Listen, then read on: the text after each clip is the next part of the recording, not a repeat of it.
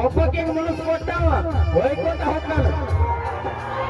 ಅದರ ಅರ್ಥ ಮಾಡ್ಕೋದಕ್ಕೆ ನನ್ನ ಮನೆಗೆ ಒಳಗಾಕ ಬರ್ತಿದ್ರ ಆದ್ರೂ ಆಕೆ ಬರ್ಲಿಲ್ಲ. ಅವಾಗ ಬಿಟ್ಟು ಬಿಡ್ಬೇಕು ಅವ್ರು.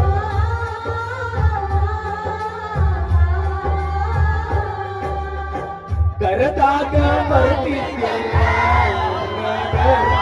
ಹಗಲ ಯಾರ ದಿಕ್ಕಿಗೆ ಇಲ್ಲ ನಿನ್ನ ಸದೈರ್ಯ ನಮಗೆ ಇಲ್ಲ.